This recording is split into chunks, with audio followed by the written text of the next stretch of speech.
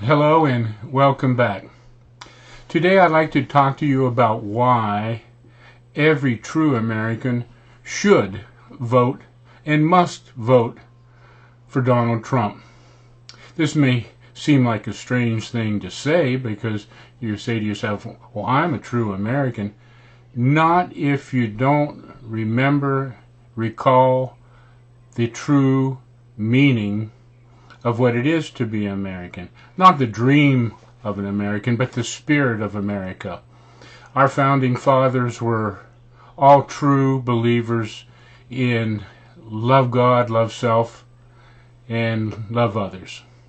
They've proved this in the documents they wrote. Our Constitution says that all men were created equal and they were endowed by their Creator with certain inalienable rights of those life, liberty, and the pursuit of happiness. For centuries that may have been the guiding light, but in the last 20, 30, 40 years it seems to have been replaced by the dreams of individuals or the visions of individuals overshadowing the umbrella that the Constitution and the Founding Fathers set for Americans. Our Constitution says that everyone is entitled to the right of free speech. However, this past weekend we saw where anarchists from the MoveOn.org group and communists from the Bernie Sanders or the socialists, whatever he wants to call himself, but the wrong element trying to gain foothold and guidance of America.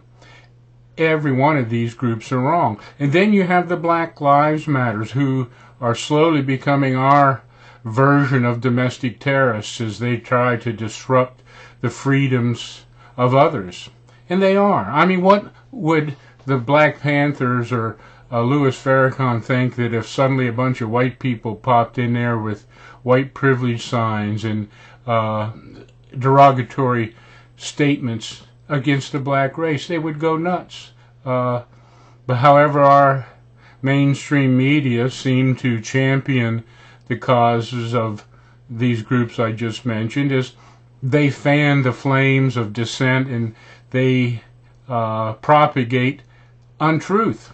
And that's all it is, because America was founded on the spirit of freedom, liberty, and the individual right to pursue happiness.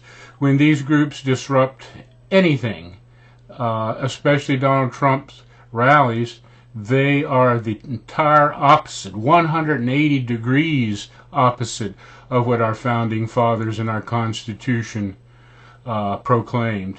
And then you have so-called conservative Republicans, Rubio, and so-called constitutional scholar Ted Cruz, and Kasich in a minor way agreeing with Hillary Clinton, Bernie Sanders, Black Lives Matters, MoveOn.org, and any of these anarchy type groups that are champion dissent against Donald Trump. He's entitled to say what he truly believes in his heart and in his mind.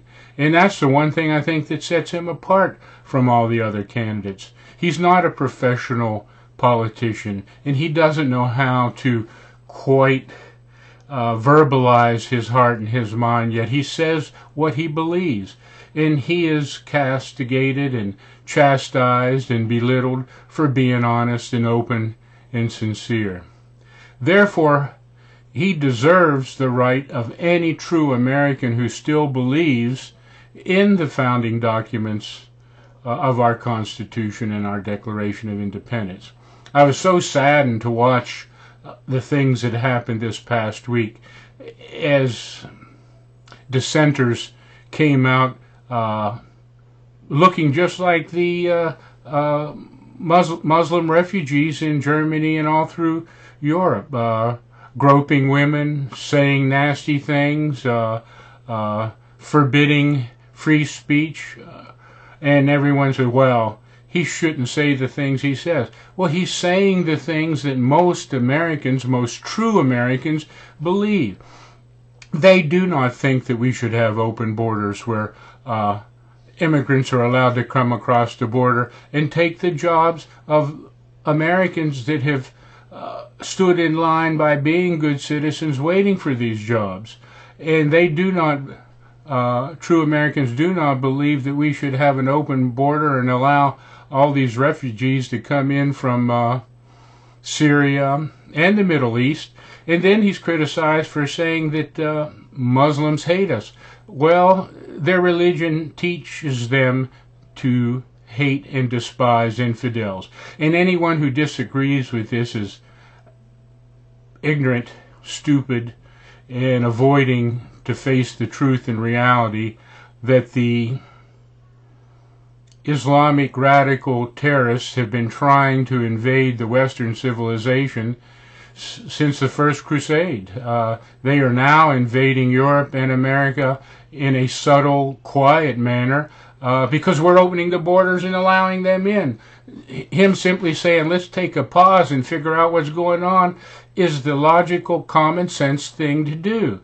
However, his antagonists and his opponents criticize him for being open and honest. And this is the reason why so many Americans are on his side, because they also, 70-some% of the people after they voted say that immigration and the open door policy with these refugees is one of their biggest concerns, alongside of our job losses that our previous administrations have allowed through stupidity to shrink our economy to the point where the greatest economy in the world is not allowed to function. Free enterprise, the laissez-faire, or hands-off, keep your hands off our economy philosophy is no longer practiced. Things are so calculated that the elite establishment of the Republican Party believe they should choose the champion of the people. And they are in for a big, rude awakening, because I think what's happening right now in America is this spirit that founded our country is reigniting within the hearts and the minds of those people who are tired of being pushed around and their vote and their voice is no longer heard. They do see Donald Trump as their champion of their causes. And the middle class and those true Americans that still remain in the upper classes and the poor middle classes, they have been so brainwashed with the handouts from the progressive liberals that they really don't have a mind of their own. They have a collective mind that has been programmed and conditioned to the point where they become a grievance society, where they're afraid that if they raise too much of a chatter or stink, that they will lose the free things that they're getting. And then you have Bernie Sanders who's promising more and more free things, and anyone in their right mind knows that he can't take 90% of our income and redistribute it with the lower poor people. What we can do is raise them up through educational programs and new training programs and begin to rebuild the infrastructure of America. This will create more jobs. We need to do the right thing. My entire series of talks for the last nearly 2 years has been about each individual doing the right thing. And in order to do the right thing, you need to love yourself, you need to love God, and you need to love others. That's the basic tenet of Jesus's philosophy. It's the basic tenet of Christianity. And Christians are being downtrodden, killed, murdered, beheaded, crucified, drowned, burned. The women and so-called women of America who are worrying about their rights to have the ability to kill unborn children fret over this one thing. Well, their sisters are being sold into slavery, raped, killed, murdered, and humiliated to the point where it is beyond common decency, let alone common Christianity, to allow this to continue. I have tried in my previous talks, and I have tried in my 2 books, to get you to understand that you are the only one. You must become self-enlightened. You must become free of the past. And this is what is happening right now. We are repeating the past. The so-called conservative elitist establishment is trying to keep a hold of the past.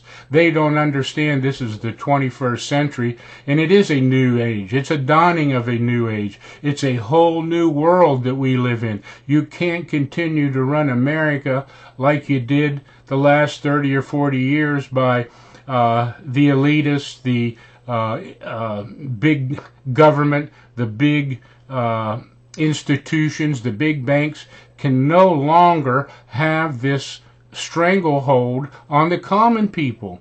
And the common people are tired of it. You see this in the huge numbers that attend Mr. Trump's rallies. You see this in almost everything that centers around him. You see those that are afraid of him fighting him and his ideas at every opportunity they can. Therefore, as I said, if you really are a true American, and if you really believe in the tenets that founded this great nation, then you have to vote for Donald Trump. A vote for anyone else but him is a vote for the same old crap that has gone on for the last 50-odd years. I've lived long enough. I'm 72 years old. I've seen the pride that we all had in our returning soldiers from World War II. And I've seen how the returning veterans from the Vietnam War were spit upon and called the worst names that you can think of. And I've seen how we are now mistreating our veterans through our VA. I hope that Mr. Trump does something about this as he promised. And I also hope that you get off your butt, get out there and get your friends to vote, because I can no longer vote. I made mistakes and I lost my privilege to vote, as I've stated in my books and in my previous talks. And therefore I feel the only way I can make up for my mistakes is to get to you and through this internet and get you to understand that you do have a choice. You have a choice to do the right thing, which is to put America back on the right track, slow it down, slow the momentum down towards disintegrating and decline into this morass that was created by previous administration, and especially by President Obama. He has been the worst president to ever be elected. I was a history major, and I understand when I talk about those who fail to remember the past are doomed to repeat them. And we are doomed to repeat them if we don't elect a leader with courage, a leader with foresight, a leader with a new view, with a businessman's point of view to get the bureaucrats out of negotiating our deals in our lives. And therefore, I call on all who are getting ready to vote to get out there and put your check by Mr. Trump's name, and let's keep our fingers crossed and hope he gets the chance to get up against Hillary Clinton, because it's easy for the truth to defeat an evil liar. So on that note, I guess it's best to end my discussion today, and hopefully I'll have something happier and more encouraging to talk about during my next visit with you. So until then, Godspeed.